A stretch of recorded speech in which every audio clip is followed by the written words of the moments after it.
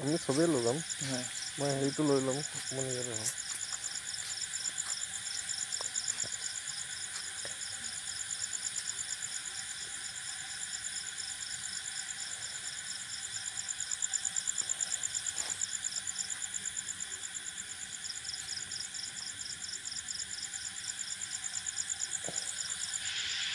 কি কৈছা বুলি এইটো? এইটো পুৱাৰ আমলখি বুলি কয়। কোন এইটো নাম?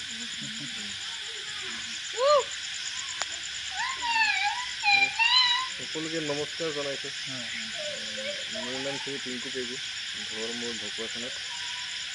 মই শিক্ষা, পৰিৱেশ, শান্তি আৰু একতাৰ উদ্দেশ্য লৈ এনেকৈ ঘৰে ঘৰে ল'ৰা ছোৱালীক বিনামূলীয়াকৈ শিক্ষাদান কৰাৰ জৰিয়তে গছ পুলি ৰোৱাৰ ব্যৱস্থা কৰোঁ। গছ সংৰক্ষণ কৰা, প্ৰকৃতি সংৰক্ষণ কৰা এইবোৰ কাম কৰোঁ। সেইমৰ্মে আজি আপোনালোকৰ ঘৰত আহি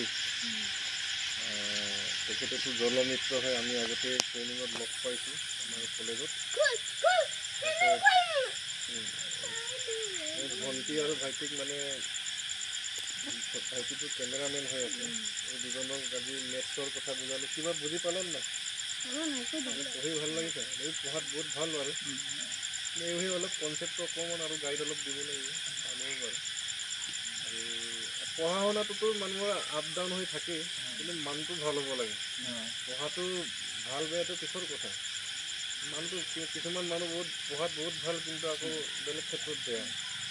এনেধৰণৰ হ'ব নালাগে। মানুহটো ভাল হ'ব লাগে, সেইটো মানুহ বনাব লাগে একচুৱেলি। চবেতো চব একে নম্বৰ নাপায়।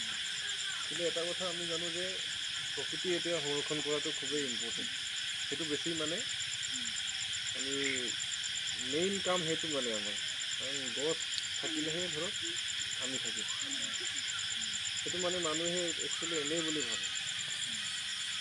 আগৰ দিনৰ কথা যদি আমি চিন্তা কৰোঁ, তেতিয়াহ'লে বিভিন্ন ধৰণৰ চৰাই চিৰিকটি, এতিয়া ফেঁচাও পাবলৈ নাই। এওঁলোকেতো ফেঁচা কি বস্তু সেইটো বুজিয়ে নাপায় ন। আৰু এই বস্তুবিলাক যদি নাথাকে, পৃথিৱীত আমি বেছিদিন জীয়াই থাকিব নোৱাৰিম। এইটো মানে কি হয়, এতিয়া খেতি পথাৰ চব বস্তু বেয়া হৈ গৈছে। বিভিন্ন ধৰণৰ ভেজাল খাদ্য খাবলগীয়া হৈছে, হয়নে নহয় কথাটো? সেইকাৰণে অন্ততঃ ল'ৰা ছোৱালীক বছৰত এজোপাকৈ হ'লেও মানে গছ পুলি যে ৰুব লাগে, এইটো কনচেপ্টটো দিব লাগে। তেওঁলোকে এতিয়া গছৰ বিষয়ে জানিলেহে ভৱিষ্যতে জানিব। কথাটো তেনেকুৱা, বিশেষ দীঘলীয়া নকৰোঁ, কিন্তু গছ থাকিলে আমি থাকিম এইটো অনুভৱ কৰিব লাগিব। থকা গছখিনি যাতে কোনো নাকাটে, এইটো গছেই ভগৱান।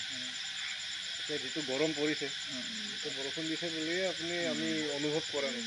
দুদিনমান পাছত আকৌ যেতিয়া ৰ'দ দিব, তেতিয়া গম পাব মানে গছ মানে কি। কিন্তু মানুহে এনেই বুলি ভাবে আৰু বস্তুটো ভাবিব নালাগে। আৰু এই গছজোপা আপোনাৰ যিহেতু দেউতা পৃথিৱীত নাই আৰু, তেওঁৰ স্মৃতি বুলিবলৈতো একো নাথাকিব।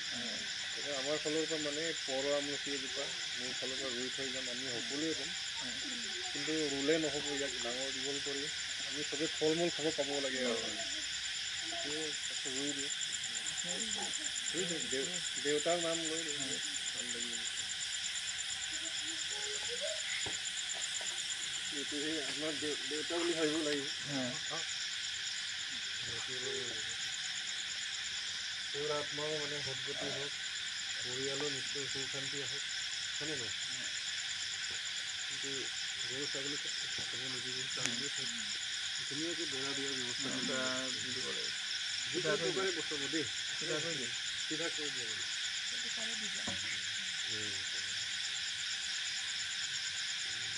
পানী নাঢালিলেও হ'ব বাৰু, যেনে তেনে এইবছৰ 1.5 বছৰ প্ৰটেকশ্যন দিলে নিজে ফল মূল লাগিয়ে যাব আৰু।